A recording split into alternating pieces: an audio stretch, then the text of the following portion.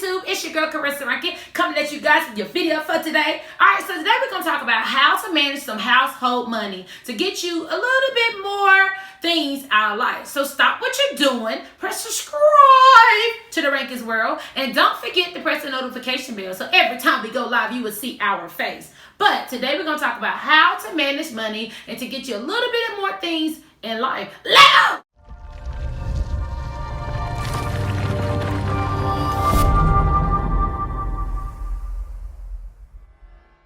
Hey YouTube. All right, let's get started.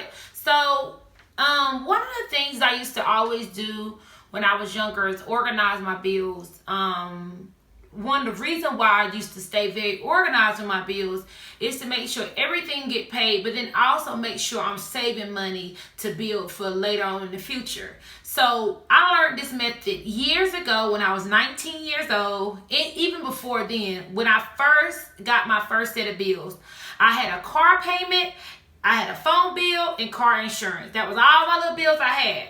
But it was 3 bills. Now I got about 13 plus another business that adds on another additional 7. So I'm gonna tell you some tips and rules I use to get me through all my household bills and the business bills. All right, first, you don't need a lot. When I was younger, I didn't have a lot. The only thing I had was a calculator. I always had a planner, an up-to-date planner. Always had a planner. And I always used the big planner, okay? And I used to just do this at my kitchen table. I always had highlighters and one more thing, an organizer. Where is it at? An organizer. So that's the only things I had. Organizer, highlighters and pens, calculator, and a planner. And some scrap paper here and there. Alright, but this is what I do. It always worked for me, and I know it will work for you guys. But if you pay attention to this video very carefully, you will learn how we was able to add on and buy another house and have a credit score this well, blah, blah, blah, blah. Okay, so let's get started. For one, when you get your planner, on the right side of your planner, you can go get these planners from Walmart for like a $7, $8.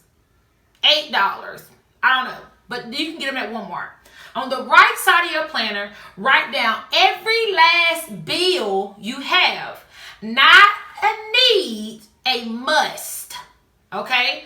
You got to write down all your bills. When I say a must, all your bills you must have to survive. Okay?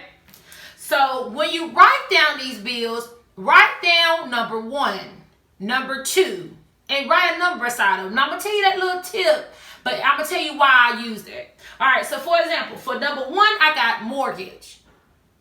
2, cell phone bill. 3, car insurance, and so forth, so forth, so forth. All my bills got a number beside it, all right?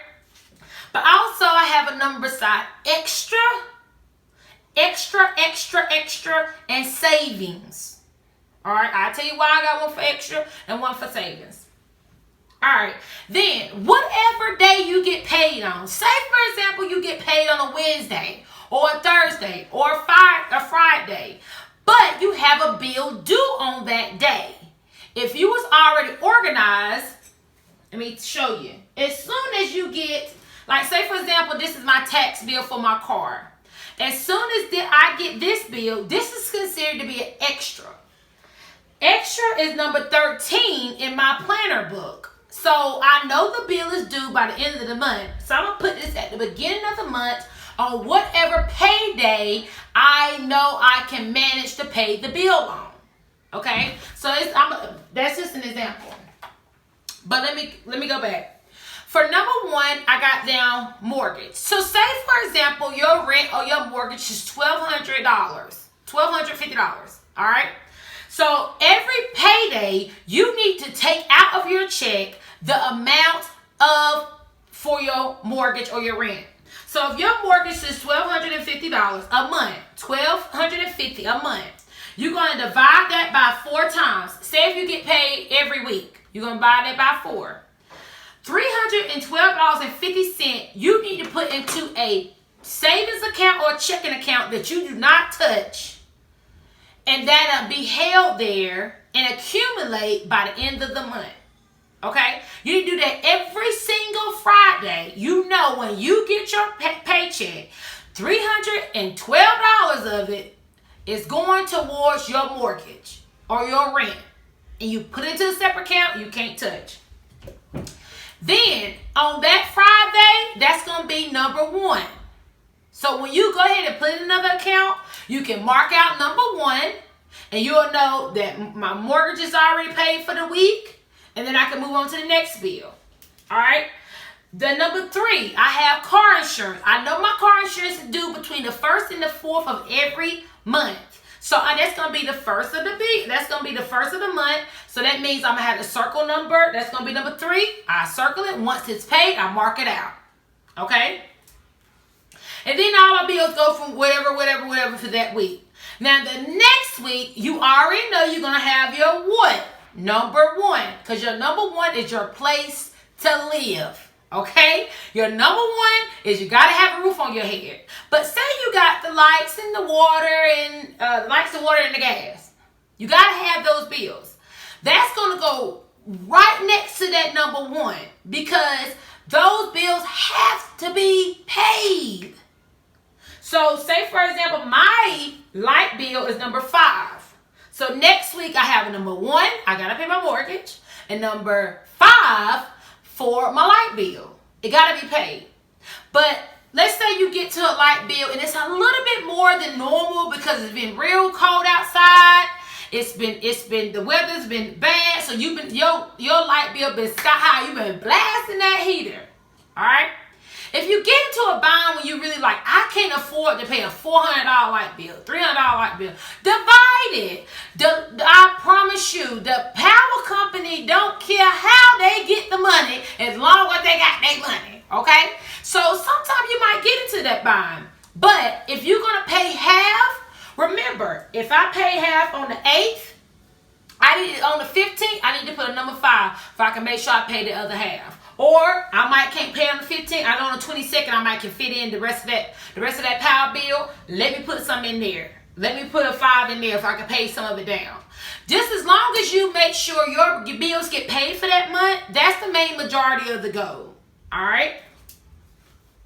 I have a number 4 for my cable bill. Now, number 6 for my gas bill. So I already know mortgage or rent going to be first. Then it's the gas, the light, or the cable. Gas, the light, the water. The main necessities of your life. The main things you have to have. And so forth, so forth. So, you also got to know the difference between a need and a want. Alright? You need a place to stay. So, all the needs to your life goes first. But also, always remember, pay what you can. As long as you paying majority of your bill before you pay majority of all the bill before the next bill come, you're winning. Okay? Then when it comes down to a want is considered to be extra things like clothes and shoes and needing a new hairdo and needing a new haircut. All those are unnecessary bills. All those are wants and not needs. Okay? So, the only way you can afford the wants is making sure your needs are taken care of first. But one of the things I put in my needs category is savings. Savings. So, savings is one of my numbers on my list. Savings is number 14 on my list. So, number 14 is every Friday of my payday. Okay? When I do my savings, I always take about 5% off my bills and I put into a savings account. A savings account that I can touch. It's not a 401k. It's not something that somebody else controls. It's something I can control. Because that savings can be used for if a tire blow, or something happened with the house, or say if you done paid all your bills and you're really tight. Use that savings to buy a little bit of groceries that outside of your normal grocery bill. All those are considered to be, you got to make sure your savings is considered to be for your needs and not your wants. Okay? Always remember that. Don't forget, when you numbering your things, organize the most important things first. Groceries is very important. Groceries is very important to put on your bill list because we buy groceries every week. And our grocery bill run between $100 to $130. In the summertime, it's $200 a week. So we have to accumulate that into our bills also, because if not, we'll be starving. So all those things of your must-haves are considered to be a bill, but keep them organized, because sometimes you might come to a week and all your bills are kind of coming out of nowhere. You got to cut back on what you're eating. You might not be able to buy that shrimp from the store this week or that steak. You might have to buy some noodles and noodles, okay? Buy an extra loaf of bread because you're going to be eating peanut butter and jelly sandwiches for a while. So know the difference on where to place your money at for the month. Let me give you an example of my extra. My extra number is always there. My extra is for like the car taxes. It's for, extra can be for a number of things. Extra can be for if a tire go bad and you don't want to use your savings. That's why you put a little bit extra aside here and there. Say if your kids got a field trip coming up, they need money for that. Say if they gotta buy a shirt or something for a project at school, that's where that little extra money come in at, and that's little $20 here and there. Put aside here and there. Put aside here and there. But if you can't afford to have an extra in the savings, just keep it a savings. But let me tell you something good about the savings. Say for example, if you made $1,250 every 2 weeks. I did this. I made that one time. Every 2 weeks, I put aside $62. That's 5% of what I brought home. I put it aside. So every month, I was saving $125. By the end of the year, I was saving $1,500. Okay? So that's just telling you a quick example on how fast money can add up. And I didn't really need it for nothing because I always put aside for extra. I always put aside a little extra here and there for something that came up. I always made sure my oil change was done. So that's considered to be extra. I always made sure I had like my little women necessities when I go to the store, deodorant, toothpaste, mouthwash, underwear, socks. All that's considered to be extra. That's not considered to be my savings. So by the end of the year, my savings done build up. And I can show it in other things. So when it was time for us to buy our house, our first house, they wanted to see savings. And guess how much money they need to see savings for our first house? $1,500. Guess how much we had in savings at the time? $1,500. And we was able to be approved for buying our first home. And it was a small home, but we was able to be approved to buy our first home. So with me saying that, it's just teaching you, try to save up something. You need to have a little line of credit. That's your little credit line, okay? That's like having your little credit card over there. Like, only use it when you need it. Oh, it's only as you need it. It ain't no just randomly, I want to buy that shirt. No. Only use it when you need it. All right, but make sure you organize your bills and organize your bills when it comes down to labeling it. Okay? Like I said, let me run over again. I found this little thing at Goodwill years ago, but just keep a little organized. You can do a filing cabinet with flashcards like this. I found that at Goodwill years ago. Well, let me give you an example of how I organize. Anytime I get a bill, I put them in one stack. Before I had this is what I used to do. This is just me and my son. I was 19 years old. I put them in one stack. All my bills here. Once I pay the bill, I put it in the paid bills stack. And then when I pay it, I press paid by check or paid by cash, paid by card. I put the card number, I put the confirmation number, and I put the date I paid it. And I keep it here. Okay? And I have it here for one whole month. So when the new bill comes, so say if this is the light bill. Once I pay it, I put it here with all the information in. And once the new bill comes, I move it down to here. It's considered to be a receipt. And then I hold on to this for about a year to 2 years. Okay? So that's how I do that. Then down here, it's receipts and different kind of important information. So say if I take my kids to the dentist and I pay a bill there. That's not an every month bill. So I put down here, I put paid. I highlighted, put how much I paid, what day I paid it on. So anybody ever say, oh, I didn't get a payment from you? Yes, you did get a payment from me, because I got record of it. And I always keep I always keep on holding my records. Not long, not too long, but long enough I know if anybody try to come back and ask for it, I know at least I hold them for like a year.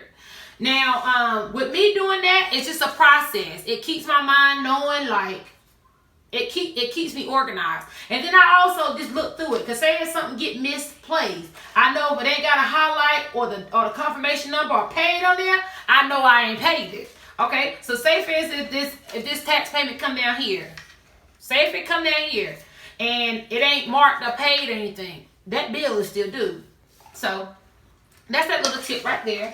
And now you don't have to have an office all fancy and like mine, but it keeps things very organized for my household. It makes things run a lot smoother having my book, and I run my business the same as that way, same as that number chain, truck payment, truck insurance, taxes, paying for our executive office, and so much more. I have everything lined up just like that, so I know this got paid, this got paid, this got paid. This system been really working for the Rankins, and I know it could work for you. So stop what you're doing, like this video, don't forget to press subscribe, and comment below if you have any more questions. But I'm your girl, Clarissa Rankin. Let go.